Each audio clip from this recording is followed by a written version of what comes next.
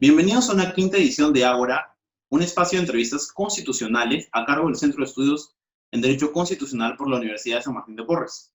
Mi nombre es Rodrigo Silva, estudiante miembro de este centro de estudios, y en esta edición tenemos el honor de entrevistar al doctor Juan Muñoz Becerra, quien es abogado por la Universidad de San Martín de Porres, con 22 años de experiencia en Derecho Laboral, con estudios terminados en maestría en Derecho del Trabajo y Seguridad Social por la Universidad Nacional Mayor de San Marcos. Se especializó en Derecho Laboral Empresarial en la ESAM. Además, cuenta con alrededor de 16 años de experiencia como docente de los cursos de Derecho Laboral Individual, Colectivo y Procesal en la Universidad de San Martín de Porres. Buenas tardes, doctor Juan Muñoz. Muchas gracias por estar el día de hoy con nosotros. Hola Rodrigo, ¿cómo estás? Muchas gracias por la invitación. Será un gusto conversar contigo sobre temas de interés para muchos de nosotros. Muchas gracias, doctor. Muy bien, doctor. Para empezar la entrevista, quisiera un poco delimitar el contexto al cual nos referimos. Y es cierto que uno de los principales obstáculos que se ha presentado con la pandemia del COVID-19, el estado de emergencia, el aislamiento social obligatorio, fue la paralización de actividades laborales por distintas empresas y posteriormente llevando a los empleadores y propietarios de distintos negocios a tomar decisiones como el cierre de sus locales, paralización de sus actividades, la reducción del número de trabajadores, la reducción de remuneraciones de estos y la declaración en quiebra de las empresas. Asimismo, muchas de estas y otros negocios en general se han visto en la obligación de aplicar la modalidad de teletrabajo, home office o trabajo remoto para continuar con la prestación de sus servicios. Y por otro lado, el Estado peruano ha aplicado una serie de medidas en el contexto de la pandemia del COVID-19, en lo que respecta al ámbito laboral, las cuales han sido objeto de crítica por parte de diversos especialistas, los medios de comunicación y la población peruana en general, en cuanto a la efectividad de las mismas medidas. Es así que la primera pregunta quisiera referirle un poco al teletrabajo, home office o trabajo remoto. Que si bien es cierto, para algunas personas les ha resultado más flexible esta modalidad de trabajo, para otras ha sido todo lo contrario, debido a que esta situación ha generado que, por parte de algunos empleadores, no se respete el horario de trabajo. Además, nuestra ley de teletrabajo no cubre los distintos supuestos que se pueden presentar en la práctica del mismo, lo cual lleva a debate sobre el reconocimiento de ciertos derechos discutidos en la doctrina. En su opinión, doctor, ¿nuestra legislación laboral vigente y aplicable a la modalidad de teletrabajo regula los aspectos generales del ejercicio de derechos y deberes en la misma modalidad? Y otra pregunta es si podemos hablar de un posible derecho a la desconexión, en razón de este horario de trabajo que, como mencioné, no se está respetando en algunos supuestos. Franco, muchas gracias por las preguntas. En primer lugar, lo que vamos a hacer es diferenciar o en todo caso comentar las similitudes que podrían existir entre estas dos instituciones que has mencionado. Teletrabajo, trabajo remoto. También respecto a las preguntas que me acabas de realizar, hacer algunos comentarios sobre el impacto, ventajas, de repente algunas desventajas de la implementación de estas nuevas tecnologías en las relaciones laborales. Y finalmente hacer un comentario sobre este posible derecho que sería la desconexión digital. En el caso del teletrabajo, la norma que la regula señala que es la prestación de servicios justamente a través del uso de medios informáticos y tecnológicos. Esa es la esencia del teletrabajo. En el caso del trabajo remoto, lo que define, en este caso, esta institución, la norma emitida en este decreto de urgencia, señala la utilización de cualquier medio o mecanismo que posibilite realizar funciones fuera del centro de labores. No necesariamente a través del uso de medios informáticos y de telecomunicaciones. Ahí podemos encontrar una primera diferencia entre teletrabajo y trabajo remoto. Otra diferencia es respecto a cómo se genera. En el caso del teletrabajo, la norma exige un acuerdo de partes. En el caso del trabajo remoto, el empleador de manera unilateral la puede implementar.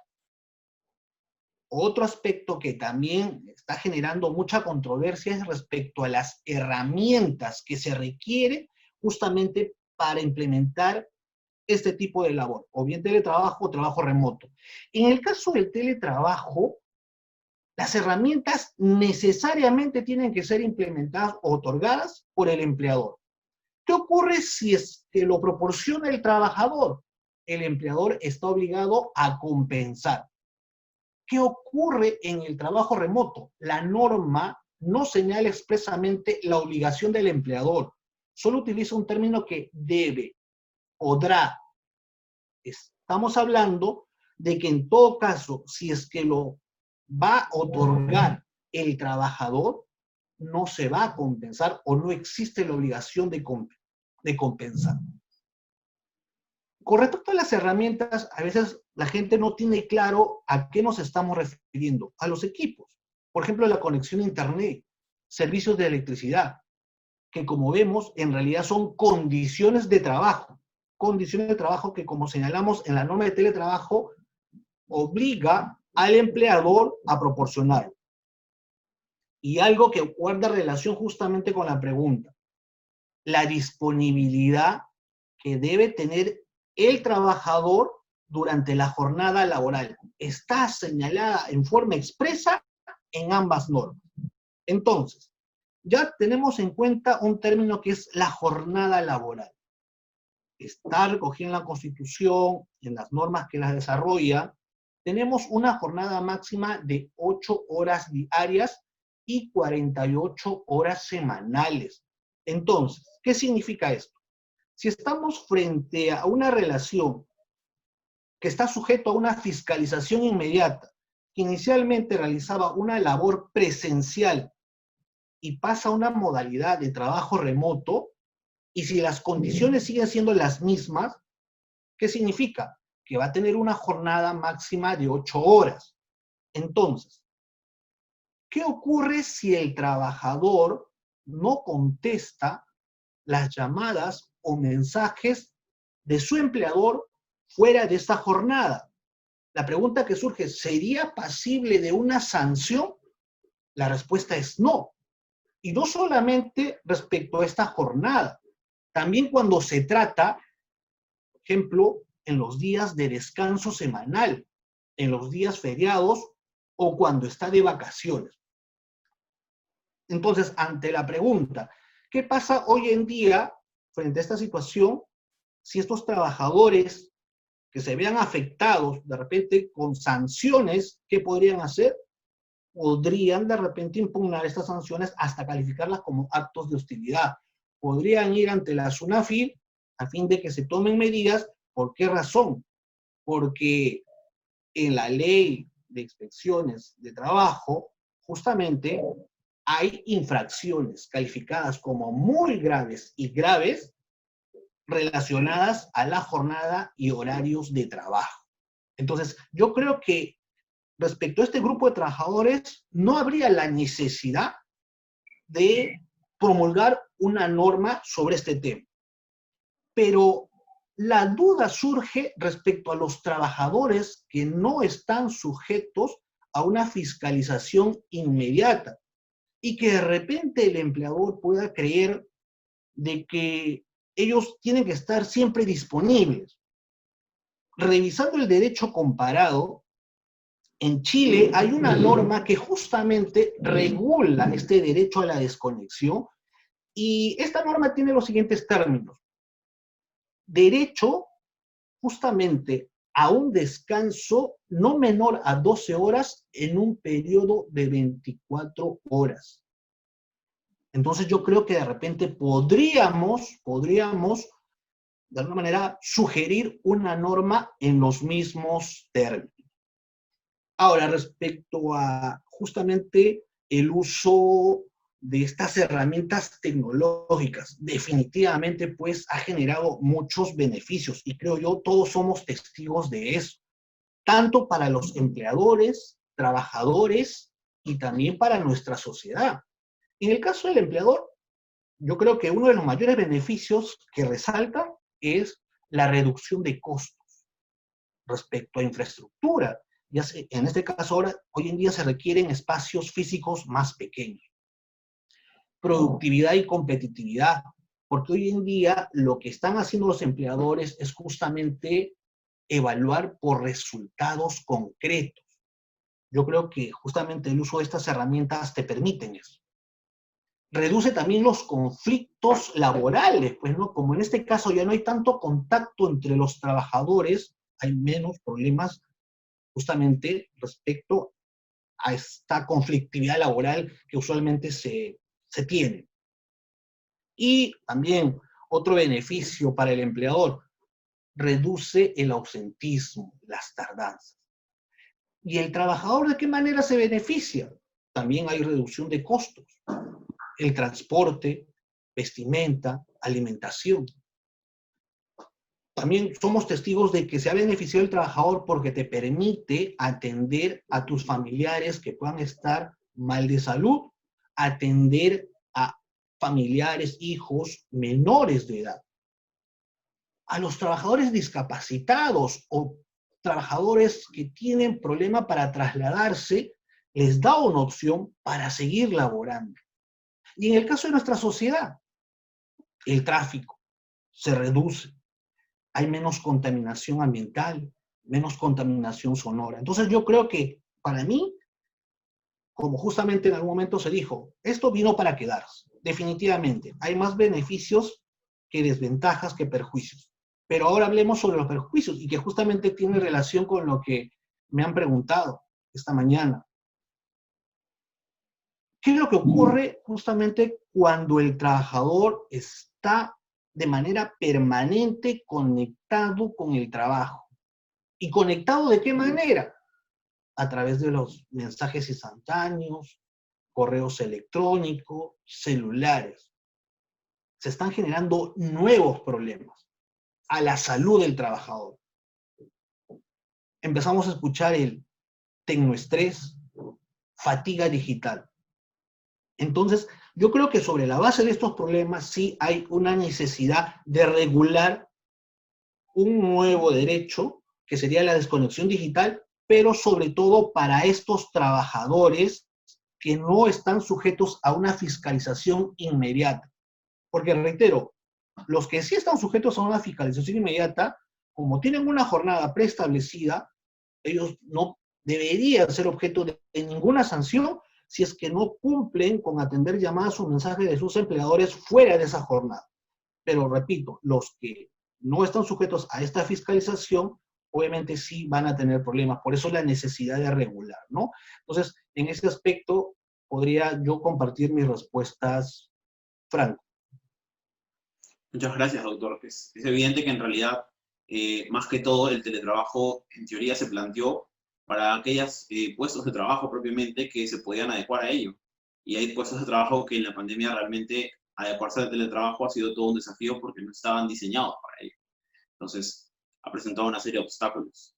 En razón de una segunda pregunta, un poco relacionada al rol del Estado en cuanto al sector laboral, en el contexto actual, la estabilidad laboral se ha visto afectada por la pandemia del COVID-19, un fenómeno no previsto en nuestra legislación, lo cual en los primeros días del estado de emergencia llevó a distintas empresas a tomar ciertas medidas en cuanto a despidos y contrataciones. Es así que surgen figuras y medidas jurídicas como la suspensión perfecta y el empleo de la vía judicial para la reincorporación de trabajadores cesados en el Estado, un supuesto muy discutido hoy en día. Y una pregunta es, ¿cree usted que estas medidas aplicadas por el Estado han brindado protección a los derechos de trabajadores y sobre todo de empleadores? Porque como lo he mencionado anteriormente, tanto la aplicación del teletrabajo y otras medidas en este contexto actual han implicado ciertas consecuencias tanto que favorezcan como también desfavorezcan a ambos grupos. Muy buena pregunta, Franco. Lo que vamos a hacer es un pequeño recuento de qué es lo que ha ocurrido desde el momento que se declaró el estado de emergencia sanitaria a la fecha. Como consecuencia de esta declaración, una de las medidas era el aislamiento social obligatorio. Como consecuencia de ese aislamiento, se hizo una división. Empresas que realizaban actividades calificadas como esenciales y las que realizaban actividades calificadas como no esenciales. En este primer grupo podían seguir realizando labores presenciales. Este segundo grupo tenía solo dos opciones: trabajo remoto o, en todo caso, otorgar una licencia con goce de haber compensable. Ahí yo creo que de alguna manera se cumpliría lo que de alguna manera se le exige al Estado: proteger el derecho al trabajo y a la remuneración. Técnicamente hablando, se podría decir de que sí se estaba cumpliendo ese objetivo. Pero ahora, si nosotros empezamos a revisar esta institución de la suspensión perfecta de labores y como estaba regulado originalmente,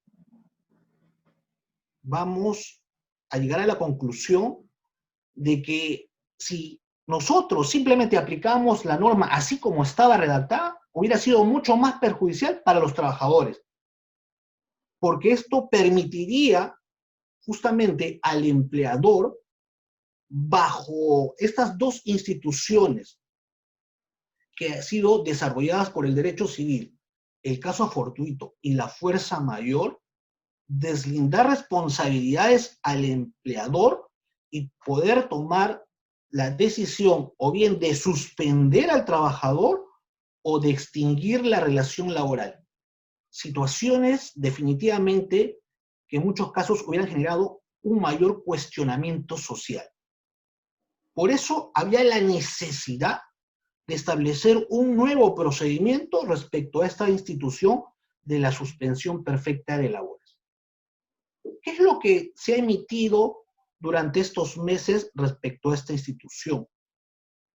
Por ejemplo, lo que se ha buscado es que las partes lleguen a un acuerdo que evite de alguna manera que se materialice esta suspensión.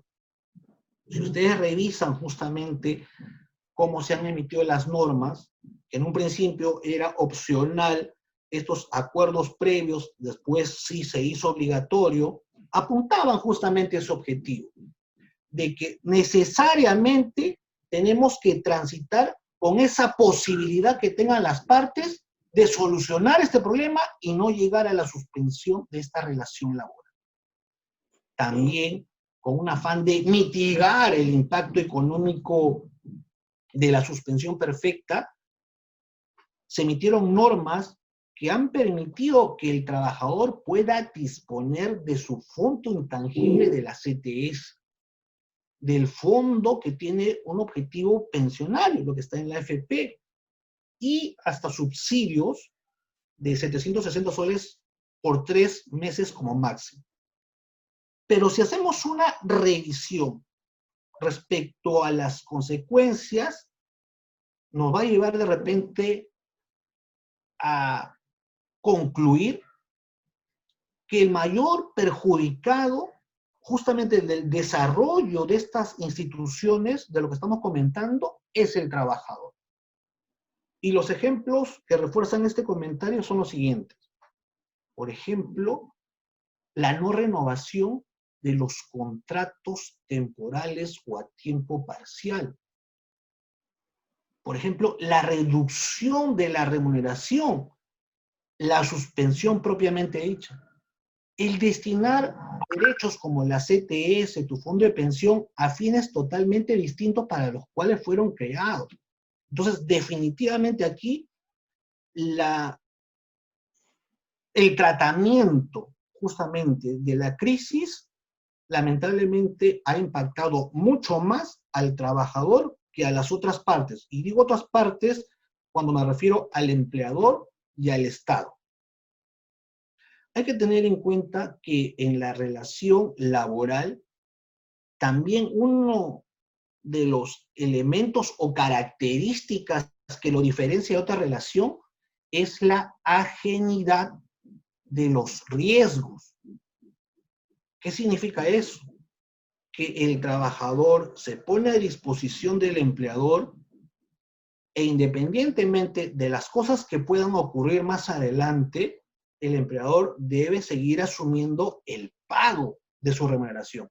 Me explico con un ejemplo. El trabajador es carpintero, en este caso produce sillas, y estas sillas no se logran vender.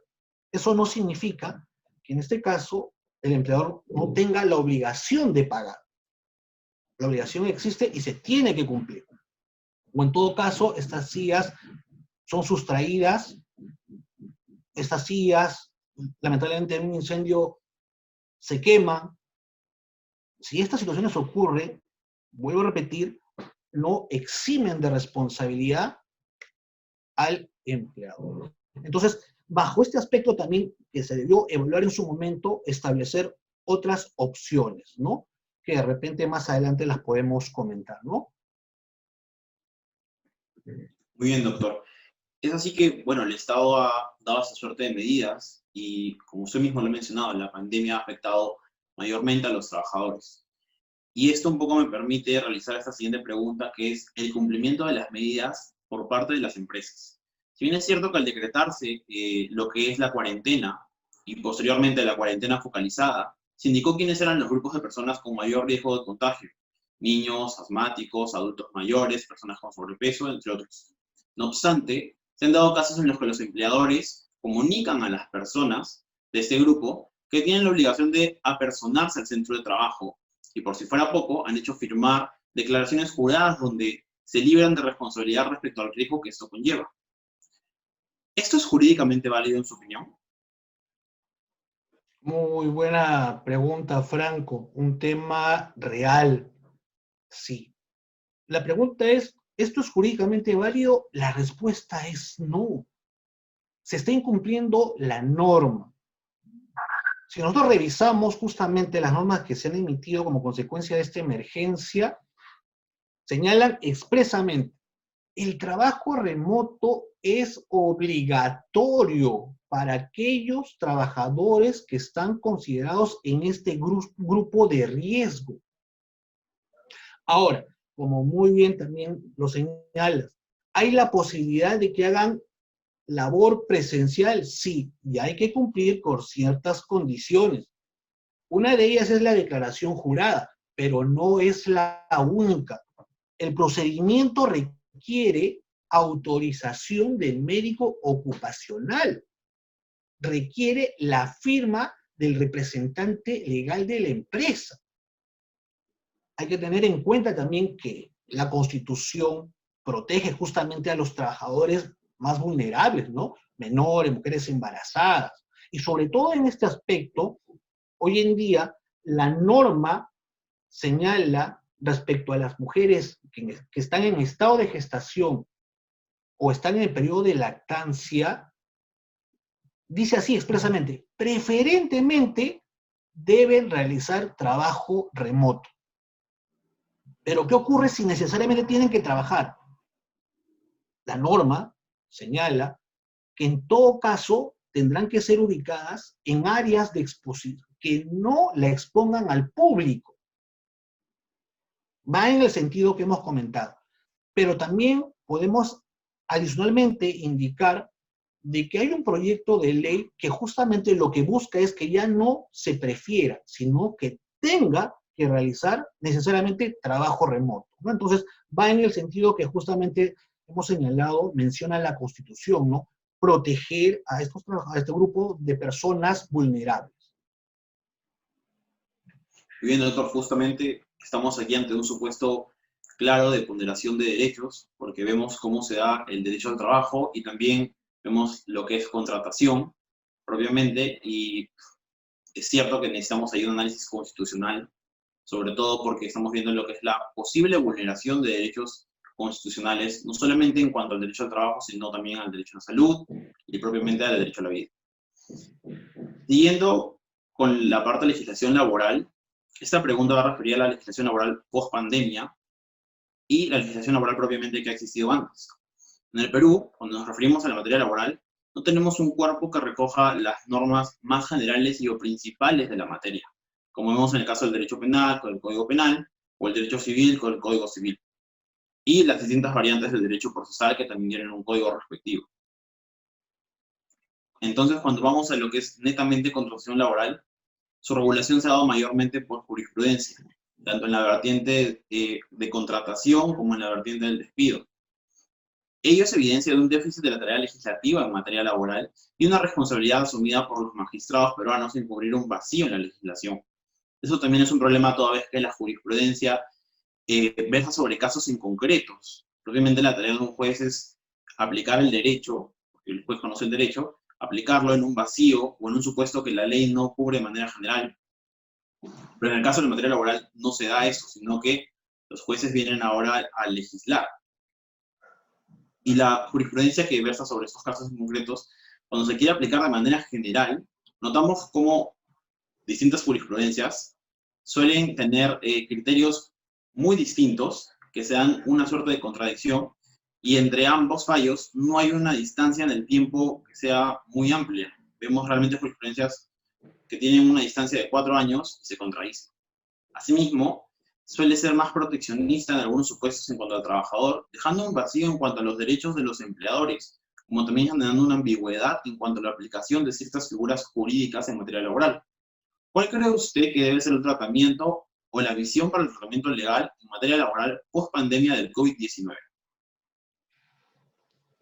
Franco, respecto justamente a lo que me comentas, totalmente de acuerdo de la necesidad de tener una norma que unifique, que sistematice toda la legislación laboral.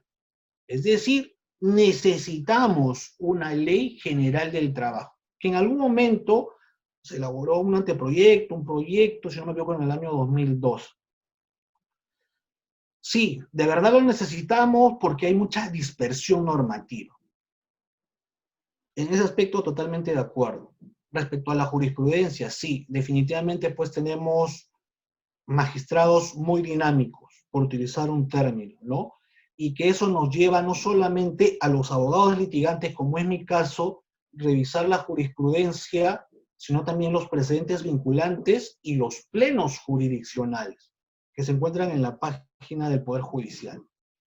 Respecto a los temas que tienen que ser materia justamente del trabajo de nuestros legisladores o de los futuros para justamente contrarrestar el impacto de esta pandemia, sobre todo en el ámbito laboral. Si nosotros revisamos las distintas propuestas de las organizaciones, tanto de trabajadores como empleadores, en mi caso, yo coincido en algunos, como por ejemplo la necesidad de regular un nuevo contrato temporal o, en todo caso, el contrato de emergencia que ya se encuentra regulado en el Decreto Supremo 003-97-TR, a mi modesto entender, va a permitir tener más empleo formal. Se va a incrementar. Hay que tener en cuenta que acá hay dos grupos, trabajadores formales y trabajadores informales. Este grupo es mucho mayor que el primero. Entonces, lo que tenemos que hacer es de que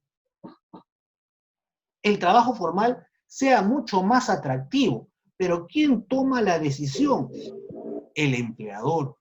Entonces, tenemos que hacerlo más atractivo para el empleador, pero justamente ponderando derechos del trabajador y las facultades directrices del empleador. Entonces, en ese sentido, va como una primera sugerencia este nuevo contrato temporal. Y además, un contrato, o en todo caso, empleo formal, ¿qué significa? Cumplimiento de derechos laborales, mejores condiciones de trabajo, seguridad social, seguridad e higiene en el desarrollo de la labor, lo que hoy en día es una de nuestras prioridades a tener en cuenta. Otro aspecto que también me parece merece nuestra atención es promover, por ejemplo, el uso de conceptos no remunerativos. En la lógica antes mencionada, tenemos informales, tenemos formales y queremos justamente incrementar más empleo formal. Entonces, el empleador muchas veces lo que cuestiona es sobre costos laborales. Si le pago un monto, a mi trabajador se va a incluir en el cálculo de sus beneficios. Entiéndase CTS, vacaciones, gratificaciones. Entonces, ¿cómo evito eso? Utilizando conceptos no remunerativos. En algunos casos, permitiendo un monto mayor, como por ejemplo los vales de alimentos, o en todo caso, promoviendo el uso. Por ejemplo, las asignaciones ante un fallecimiento, de repente también en el caso de los bienes que proporciona la empresa para consumo doméstico del trabajador y de su familia. Yo creo que por ahí podría ir, por ejemplo, también una asignación por educación, tomando en cuenta sobre todo un impacto social que justamente ha generado esta emergencia, la deserción escolar. Imagínense que el empleador le asigne un monto por este concepto, asignación por educación, y que tenga por finalidad pagar la mensualidad, la matrícula de los hijos. O en todo caso, la capacitación del propio trabajador, un diplomado, una especialización. Entonces, yo creo que eso ayudaría definitivamente a empleador, trabajador y Estado. También incentivar la contratación de jóvenes de repente con beneficios tributarios, subsidiar a los trabajadores que se encuentran en el grupo de riesgo y no puedan realizar trabajo de manera remota, desde su casa. Ahí, por ejemplo, entra a tallar, el Estado va a asumir un rol justamente respecto a este grupo. Definitivamente yo creo que tiene que ser evaluado. Y un tema que guarda relación con lo que estamos comentando el día de hoy. Trabajo remoto, tenemos teletrabajo, tenemos el trabajo a domicilio, y en algunos casos el empleador lamentablemente pues o confunde o desconoce, y eso genera problemas. Entonces, unificar estas tres instituciones en una sola. Y ahí podríamos incluir lo que ya hemos comentado, la desconexión digital, por ejemplo, sobre la compensación de las herramientas que en este caso son proporcionadas por el trabajador, y como ya hemos adelantado, son condiciones de trabajo. ¿Por qué son condiciones de trabajo? Porque se requieren para una prestación óptima, deseada. El empleador contrata al trabajador para que justamente realice un servicio bajo ciertas características, y para que se realice este servicio según lo deseado, necesita ciertas condiciones, las que estamos mencionando, por ejemplo, para el teletrabajo, el trabajo remoto, y quien las tiene que proporcionar es el empleador, es su responsabilidad. Entonces, pero como ya hemos señalado, en el trabajo remoto hay un pequeño vacío. Yo les aseguro, si esto no se regula, justamente tomando en cuenta la introducción que señala Franco, el papel que van a jugar los magistrados. Ellos van a justamente ponderar, van a evaluar la situación y lo que estamos comentando, los derechos, y van a resolver.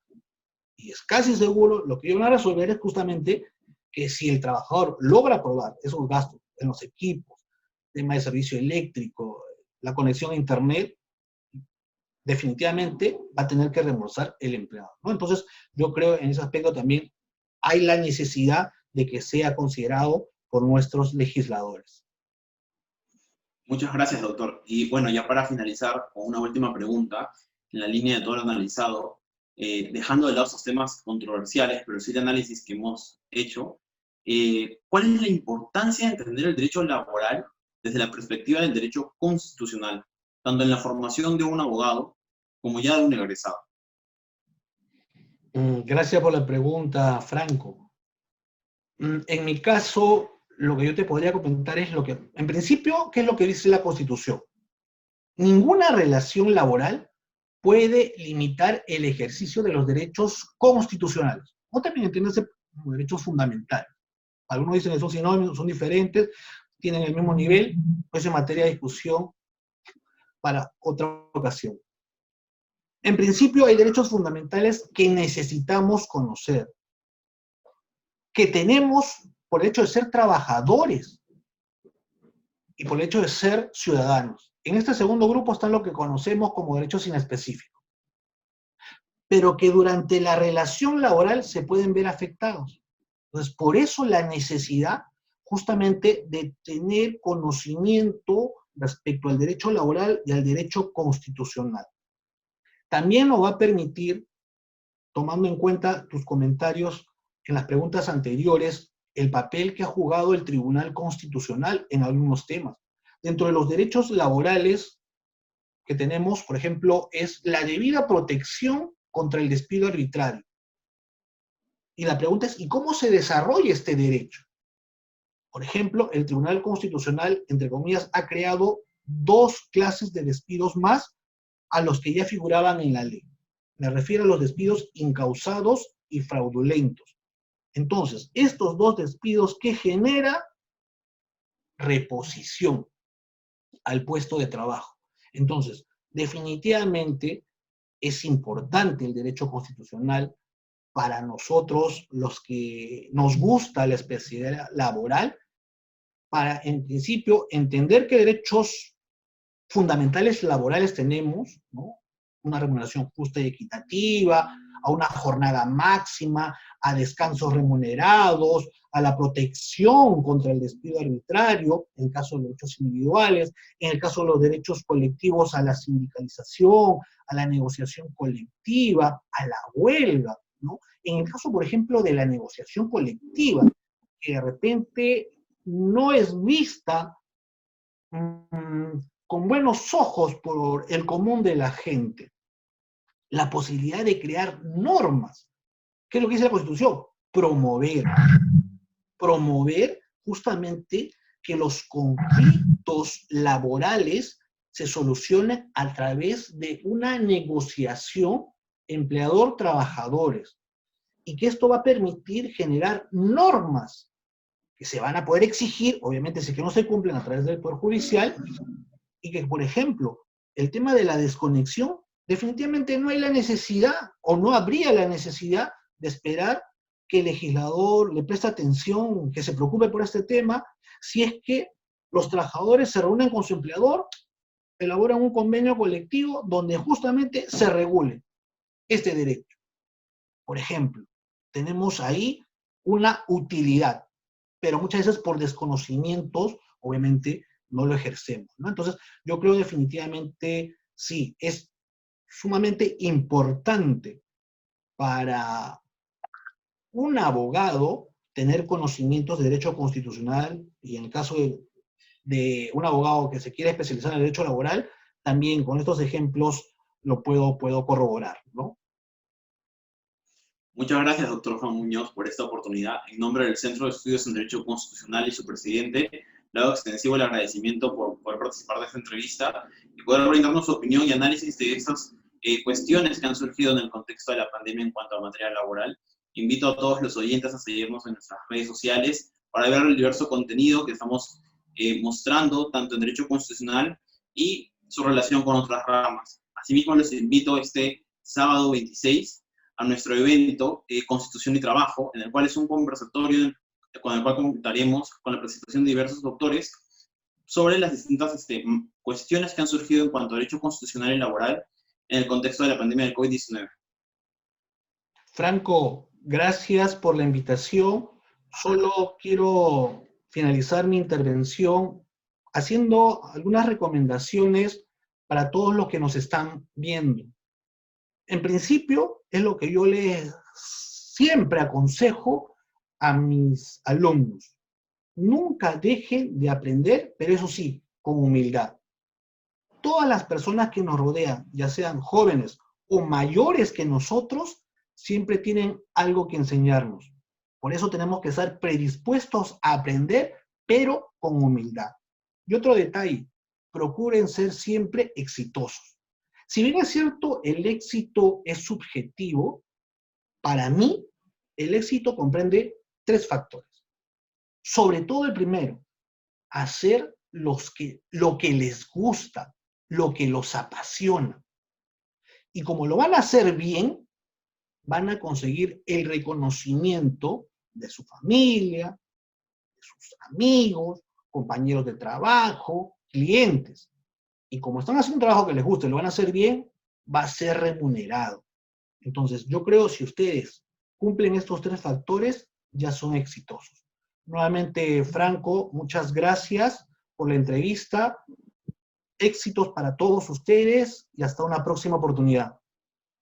Gracias, doctor. Hasta luego.